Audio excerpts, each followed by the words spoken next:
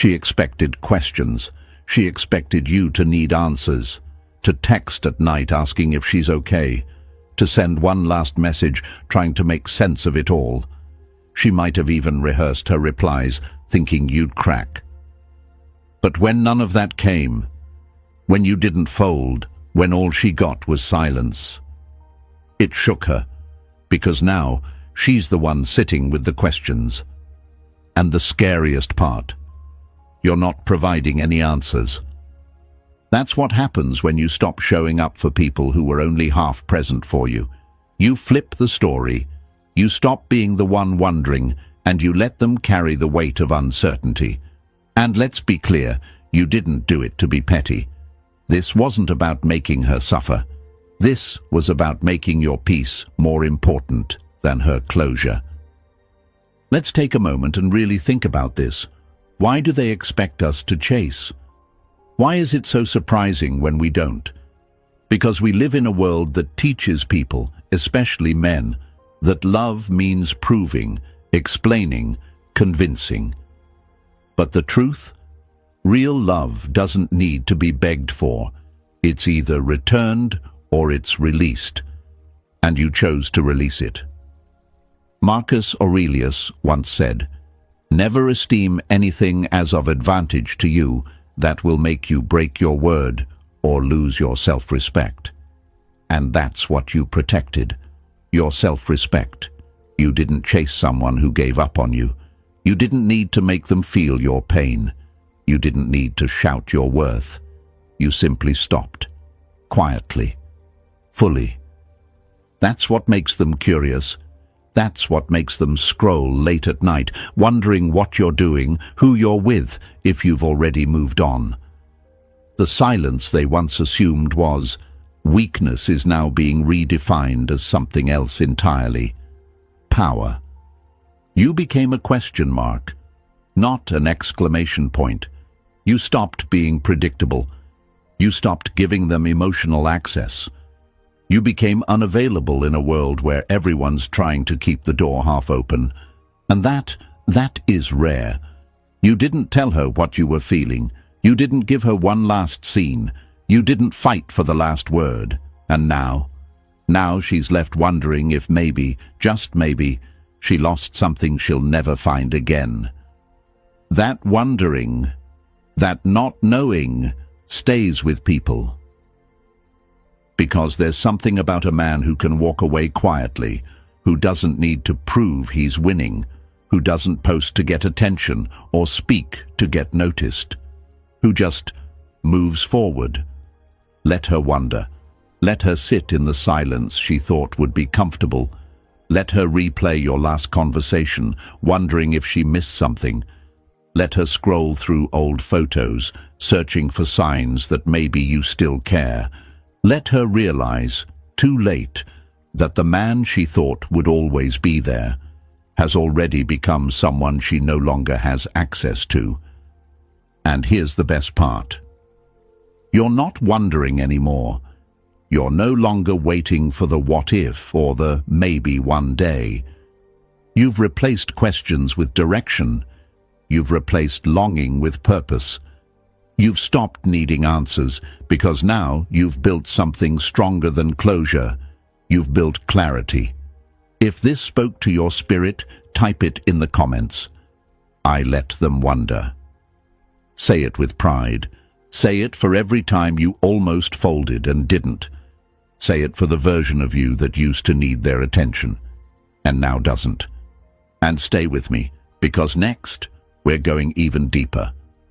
We're going to talk about the moment you stopped looking back, because you finally chose you. 7. You stopped looking back because you finally chose you. The moment you stop waiting for them is the moment you start becoming you.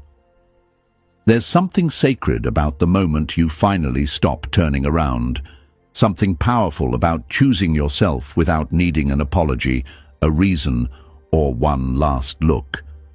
For the longest time, you might have been walking forward, sure, but your head was still twisted over your shoulder, glancing back, hoping, wondering, asking questions in silence. Not anymore. That part of you, the part that lived in limbo, is gone now. You didn't just move on. You moved inward. And that changed everything. You stopped checking if they watched your story. You stopped wondering if they'd come back. You stopped rereading old messages like they held clues to a different ending. That version of you, the one who waited in the shadows for a sign, it finally laid down and let the new you rise. Not because you stopped loving them, not because you forgot what it felt like, but because you finally asked the real question: what about me?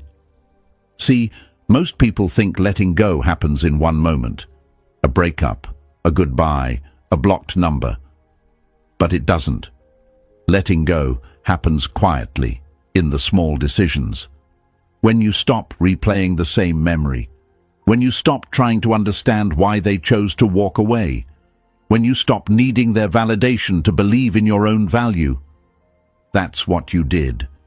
You didn't let go once. You let go every single day you didn't look back.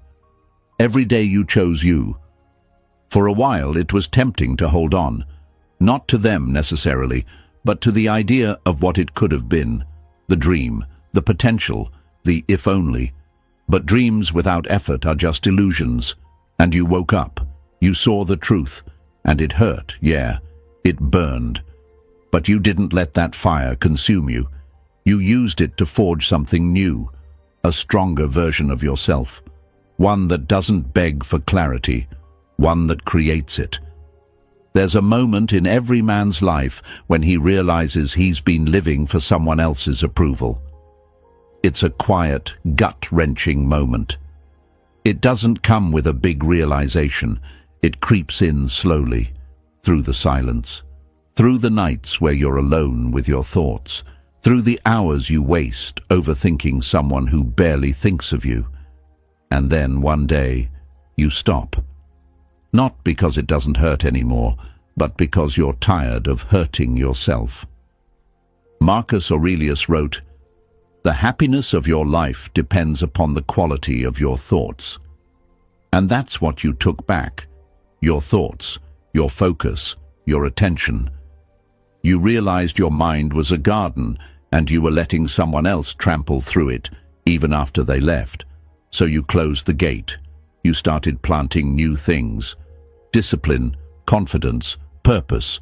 You stopped watering the memories. You started building the future. And that's not easy, my friend. Choosing yourself isn't easy when all you've known is sacrificing your peace for someone else's comfort. But you did it. You made the choice. And not once, not for revenge, not to prove a point, but because your soul whispered, "This isn't where we stay." The fear was real too. Let's not lie about that. Fear that no one else would understand you like they did. Fear that maybe this was your only chance at love. Fear that walking away meant being alone. But you learned something in that fear. You were never really loved if you had to lose yourself to keep them. So now you don't look back. Not because you're bitter. Not because you don't care. But because there's nothing there for you anymore. You're not chasing ghosts. You're not stuck in what-ifs. You're standing in the now, and you're building something with your own two hands. You chose yourself, and not just once. Every morning you wake up and don't check for their presence. Every night you go to sleep without rereading old conversations. Every time someone brings up their name and you feel nothing but peace, that's choosing you. So if this hit your heart, type it in the comments. I chose me. Say it for the version of you that never felt like enough. Say it for the moments you almost turned around. Say it because now you're finally walking forward with both eyes open. And stay with me, because what's coming next is the truth most never say out loud. Your absence didn't go unnoticed. It became your legacy.